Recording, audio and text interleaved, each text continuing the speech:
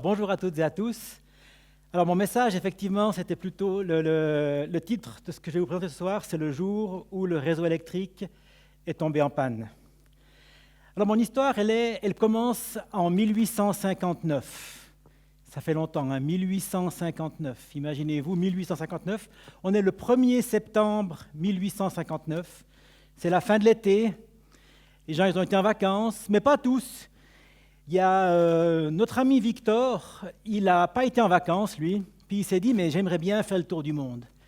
J'aimerais bien aller me faire un tour du monde, mais je ne sais pas combien de temps ça va me prendre pour faire le tour du monde.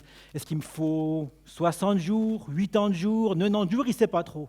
Mais il sait qu'il a un copain, il va vite téléphoner à son ami Jules, il va lui dire, écoute Jules, j'aimerais bien savoir faire le tour du monde, mais il me faut que tu m'aides à comprendre combien de jours j'ai besoin pour faire ça, pour qu'il puisse se préparer, quoi. Alors, à l'époque, ils n'avaient pas tous des smartphones, donc il était un peu embêté pour envoyer un message à Jules. Alors, qu'est-ce qu'il fait? Il va aller au cybercafé du coin, et puis dans le cybercafé, il va envoyer un SMS, un Slow Message Service. Il va envoyer ce message, donc il va chez l'opératrice, et puis il lui demande, est-ce que vous pourriez m'envoyer ce message à mon copain Jules? J'aimerais savoir le nombre de jours qu'il faut pour faire le tour du monde. Et l'opératrice, elle fait le message comme ça, elle l'envoie, mais le message, il ne passe pas. L'opératrice, elle lui dit « Désolé, mais aujourd'hui, on n'a pas d'Internet, donc on n'arrive pas à faire passer le message. » Qu'est-ce qui s'est passé? Alors bon, notre ami Victor, il est un peu déçu, il n'a pas sa réponse, mais bon, il sort de chez lui et puis il voit qu'il y a un joli... le ciel est superbe le soir, comme ça. Le ciel est un petit peu illuminé avec des aurores boréales. Il n'a pas trop l'habitude de voir ça, il ne sait pas trop ce qui se passe, mais bon, il trouve ça joli. Et puis on voit que d'ailleurs, le lendemain, dans le Chroniqueur de Fribourg, le 2 septembre, on a pu lire qu'une magnifique aurore boréale a pu être observée depuis Payerne. Donc même en Suisse, on a pu voir cette aurore boréale. Mais en fait, cette aurore boréale, elle n'a pas été créée comme ça par hasard. L'aurore boréale, elle est venue d'une tempête solaire. Une grosse tempête solaire qui a provoqué des énormes perturbations électromagnétiques. Et dans les nouvelles, on lit aussi qu'une méga tempête solaire fait disjoncter les télégraphes. Donc, en cette année-là, le premier réseau de télécommunications qu'on avait avec les télégraphes a été perturbé à cause de cette tempête solaire. Cette tempête solaire, on l'a nommée le Carrington Event par rapport à Richard Carrington qui en a parlé le premier. Donc, ces méga tempêtes solaires, on en avait une dans les années 1850. Est-ce qu'on pourrait en avoir une nouvelle? Ils ont, en Wired, en 2012, ils ont écrit qu'il y a environ une chance sur 8, environ 12% de chance d'avoir une méga tempête solaire jusqu'en 2020. On n'a pas eu de méga tempête solaire jusqu'en 2020.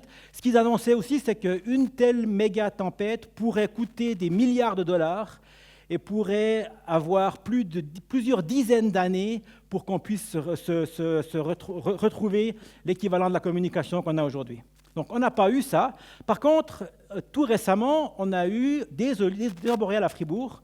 On a vu en Suisse des jolies aurores boréales. C'était le 12 novembre. Là, il y a une photo de la vue des Alpes publiée par Météo Suisse où on voit des superbes aurores boréales. Et qu'est-ce qui a causé ces magnifiques aurores boréales en Suisse? Et c'était également une tempête solaire qui n'était pas super forte, elle n'était pas très puissante, mais c'était quand même une tempête solaire qui était centrée surtout sur l'Afrique. Alors les conséquences pour l'humanité n'ont pas été énormes, il n'y a rien eu vraiment de grave, il y a eu quand même quelques radios qui ont été interrompues en Afrique, les messages radio n'ont pas réussi à passer, et la NASA a dû retarder le départ d'un véhicule spatial. Le Escapade, qui est un véhicule qui devait aller sur Mars, il était prévu de partir le 12 et ils l'ont fait partir le 13 à cause de ces perturbations. Donc voilà, mais à part ça, il n'y a rien eu de grave. Ça pourrait arriver un jour d'avoir une grosse tempête solaire qui ferait que tous nos moyens de communication tombent en panne. Mais bon, on n'a pas vraiment besoin de ça pour que nos moyens de communication tombent en panne. Parce qu'aujourd'hui, beaucoup de nos moyens de communication dépendent de grosses entreprises. Et on a vu qu'en 2021, WhatsApp a eu une panne de plus de 5 heures. Donc là, les gens qui voulaient envoyer les messages à leurs amis avec WhatsApp, pendant 5 heures, ils n'étaient plus capables de le faire. La panne, elle a vraiment touché tous les services de Meta. En 2024 également, donc tout récemment, en décembre 2024, il y a à peine une année, Meta a encore eu une autre panne qui touchait les services de Facebook, WhatsApp et compagnie, étaient touchés par cette panne.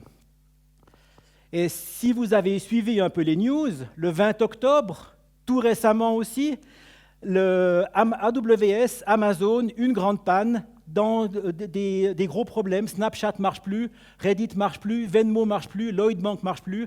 Plein de services qui dépendaient de ces grosses entreprises, tout d'un coup, ne sont plus disponibles. On n'arrive plus à communiquer avec elles. Quelques jours plus tard, c'est Azure qui se prend la baffe et qui, avec des impacts catastrophiques. Minecraft ne marchait plus, imaginez-vous. Minecraft ne marche plus. Xbox ne marche plus. Mais il y avait aussi le Parlement écossais qui ne marchait plus et les Starbucks non plus n'étaient plus disponibles. Donc là aussi, quelques jours plus tard, Azure tombe en panne. Puis là, on s'est dit, non, c'est bon, maintenant ça va jouer. Il y a quelques jours, c'est Cloudflare qui se prend maintenant la baffe, et Cloudflare est en panne. Plus de ChatGPT, plus de X disponible parce que Cloudflare était en panne. Grosse panne avec ça aussi. Donc on voit qu'on n'a pas forcément besoin de grosses catastrophes naturelles pour nous empêcher de communiquer. Notre dépendance qu'on a vis-à-vis de ces grosses entreprises fait qu'on a aussi parfois des problèmes. Alors comment est-ce qu'on peut faire? Et puis alors, il y a aussi d'ailleurs chez nous en local, on a eu Swisscom. Swisscom, le 22 janvier 2025, avait aussi une panne, 30 minutes, plus de communication sur le réseau Swisscom. On n'arrive plus à envoyer des messages. Ah oui, Gilles, pardon. Donc, plus possibilité d'envoyer des messages. Le 26 mai aussi, encore une fois, en 2020, encore une fois, on ne peut plus téléphoner, le réseau il est en panne. Donc, qu'est-ce qu'il nous faut? Il nous faut un système pour pouvoir communiquer en cas de grosse panne du système. Ça, c'est une photo qui vient du film Die Hard avec Bruce Willis. Il va dans une cave avec, il y a un jeune qui est là, et puis il lui présente son assurance de fin du monde. Et puis c'est une CB, c'est une petite radio qui lui permet de communiquer. Alors il explique que grâce à ça, même si tous les réseaux du monde tombent en panne, avec ça, il pourra toujours communiquer avec l'extérieur, il pourra communiquer avec les amis, avec ceux qui sont à l'extérieur. Mais aujourd'hui, on a un peu mieux que ces manières de communiquer. Et tout récemment, il y a ces petits appareils qui nous ont permis de communiquer. Ces appareils, ils forment un réseau qui s'appelle Meshtastic. Et ça fait un réseau mesh. Donc tous ces appareils qui se connectent entre eux permettent de relayer le signal. J'en ai mis un qui est juste en haut, là, derrière vous. Ça veut dire que si maintenant, moi, je n'arrive pas à sortir avec ce réseau, je peux employer l'appareil qui est ici, il va me relayer le signal, et puis on va pouvoir aller beaucoup plus loin grâce à ça. Tous ces appareils, ils sont connectés dans un réseau mesh. Et si on regarde aujourd'hui, il y a déjà pas mal de nœuds qui sont visibles dans ce réseau Meshtastic. J'ai fait ça il y a quelques jours, où on voit tous ces petits ronds-là, c'est des gens qui ont un appareil comme ça, qui ont acheté un appareil comme ça, et qui permettent d'échanger et de faire circuler les messages. Si on zoome un petit peu sur la Suisse romande, on voit qu'on en a quand même un peu partout, et on arrive à communiquer déjà avec pas mal de personnes grâce à ce réseau Mesh. Les appareils coûtent bon marché.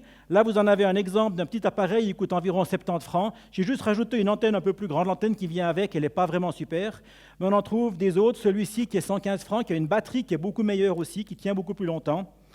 Où vous avez également des relais qui sont carrément alimentés par l'énergie solaire. Vous pouvez les mettre quelque part en haut d'un arbre et ça va vous permettre de vous prolonger le signal de votre réseau Meshtastic. Nous, à l'école, en 2024, en août 2024, on a installé une antenne sur le sommet de la tour télécom. Donc on a une antenne comme ça qui permet de relayer les signaux. Au début, en 2024, on avait peut-être 5 ou 6, je voyais 5 ou 6 nœuds qui étaient sur Fribourg. Et aujourd'hui, on voit qu'il y en a de plus en plus.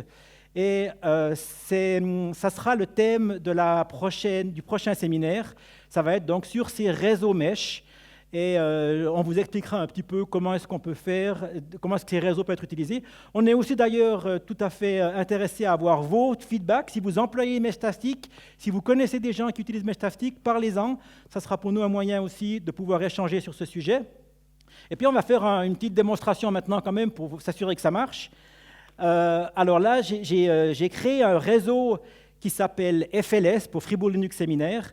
Donc, ceux qui ont un appareil Meshtastic avec vous, vous pouvez scanner ce QR code et rajouter ça au réseau. Et j'ai ici un client.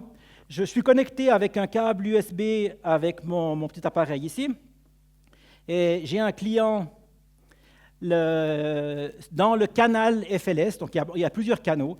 Alors je vais essayer, je vais me connecter avec mon téléphone sur l'appareil que j'ai chez moi à la maison, à Villars-sur-Glâne. J'en ai un, et là j'utilise Cloudflare avec un tunnel, avec mon téléphone, j'ai un tunnel Cloudflare juste chez moi à la maison, et puis je peux me connecter avec ça sur mon appareil que j'ai à la maison. Si on regarde ici, dans les différents appareils qu'il y a, on voit ça, c'est celui que j'ai connecté ici. Celui que j'ai à la maison, c'est celui-ci, c'est un Heltec V3. Ça, c'est celui que j'ai à la maison, donc le 4390. Et je vais essayer d'envoyer un message depuis l'appareil que j'ai à la maison sur ce canal-là. Alors, je vais me connecter chez moi. Je vais aller sur le canal FLS, et puis on va écrire Bonjour Fribourg. Et puis j'envoie le message.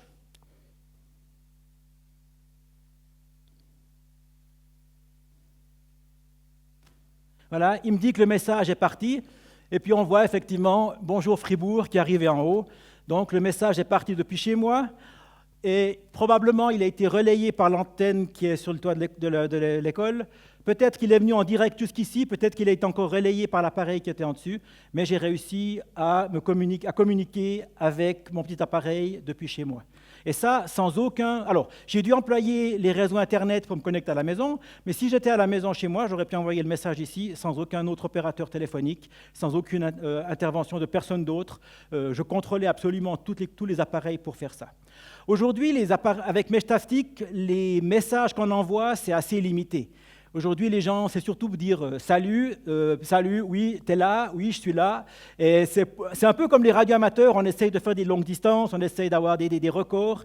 Il n'y a pas encore de grosses applications qui emploient ce réseau, mais on y travaille. On a un travail de semestre à l'école chez nous où on va travailler sur un bot qui sera utilisé sur le réseau Meshtastic. Et puis on a des idées sur comment est-ce qu'on peut faire développer ce réseau pour faire simplement des choses un peu mieux que simplement des petits bonjours. Donc voilà, c'était pour l'introduction par rapport à ce qu'on va vous présenter lors du prochain séminaire.